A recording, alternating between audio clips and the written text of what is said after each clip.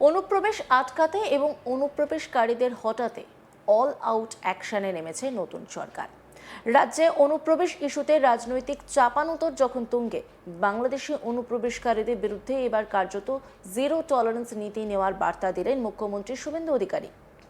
প্রশাসন ইতিমধ্যেই জেলায় জেলায় হোল্ডিং সেন্টার তৈরির প্রক্রিয়া শুরু করেছে।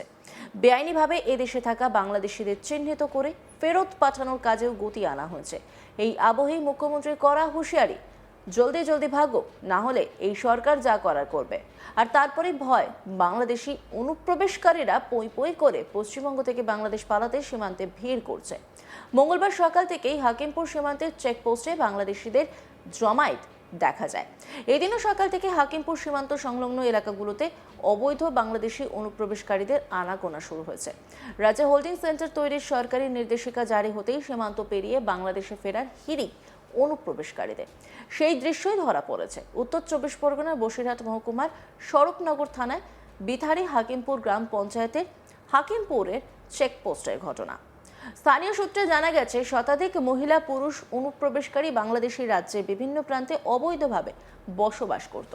তারা দেশে ফেরার জন্য হাকিমপুর চেকপোস্টে দেশে ফিরতে ভিড় করেন বাংলাদেশি নাগরিক। তাদের সঙ্গে আমরা কথা বলেছিলাম, কি বলছেন শুনবো। খুলনা জেলায় এখানে কোথায় থাকতেন? এখানে থাকতাম দুর্গানগর। দুর্গানগর। কি কাজ করতেন এখানে?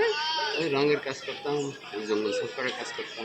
কত বছর আগে আসছিলেন? ওই ধরো 1 বছর হয়ে গেছে। 1 বছর আগে আসছিলেন, এখন ফিরে যাচ্ছেন কেন? আমি ফিরে যাচ্ছি, ওই যে সরকার আর কি দেশের মানুষ দেশে চলে যাও।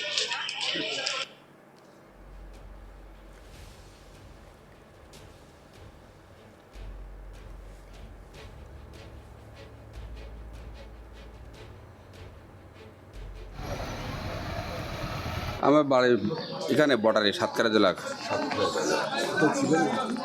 এই দমদম ক্যান্টনমেন্টে ছিলাম, বছর 2 হবে।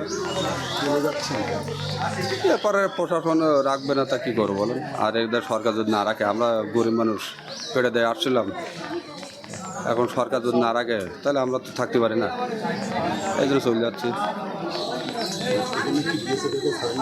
জি জি জি, আমার নাম আকাশ, এই সীমান্তেই নদীর ওপারে।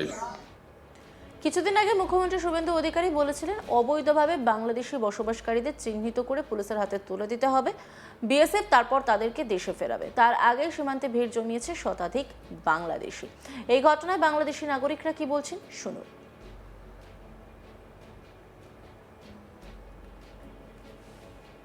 বাংলাদেশে কোথায় বাড়ি?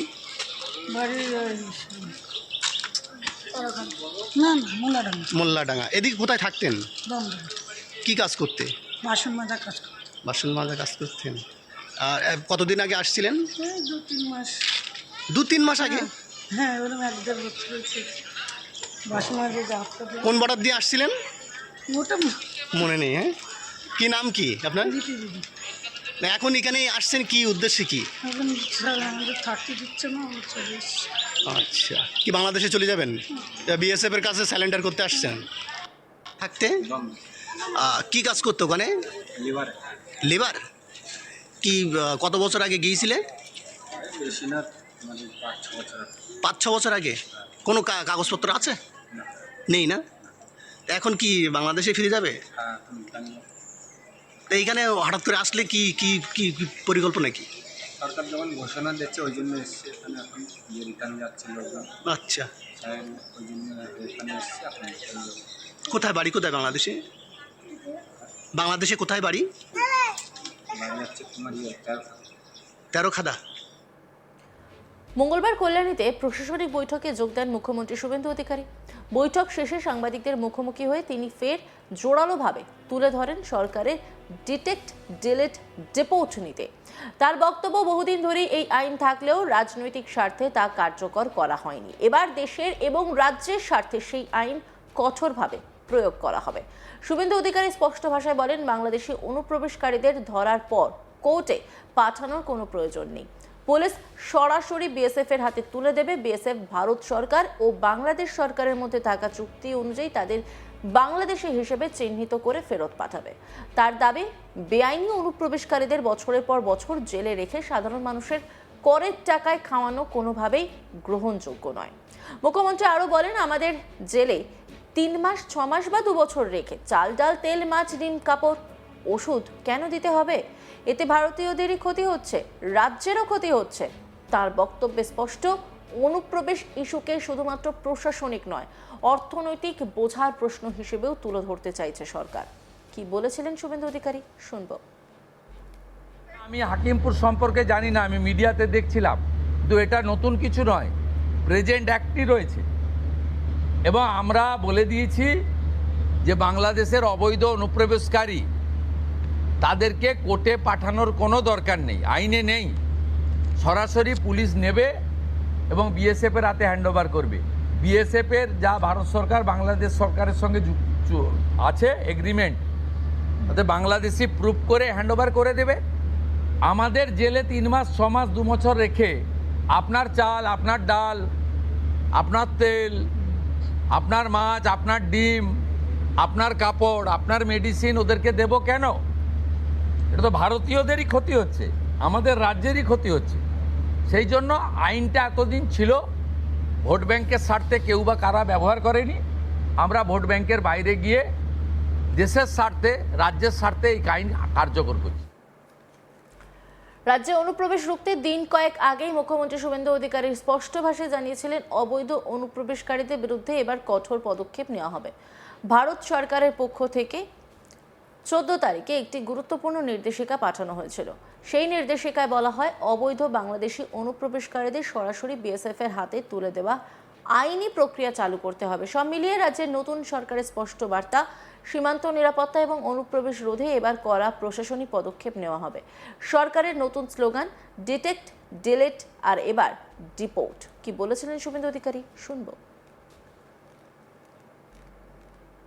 আমাদের ভারত সরকারের পক্ষ থেকে 14/5/2025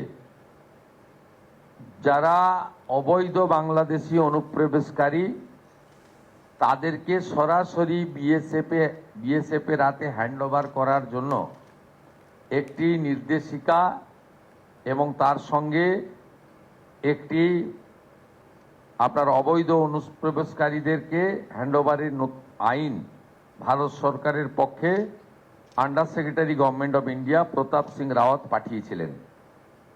ডেটটা আবার বলি, 14/5/2025, অর্থাৎ কার্যত 1 বছরেরও বেশি আগে।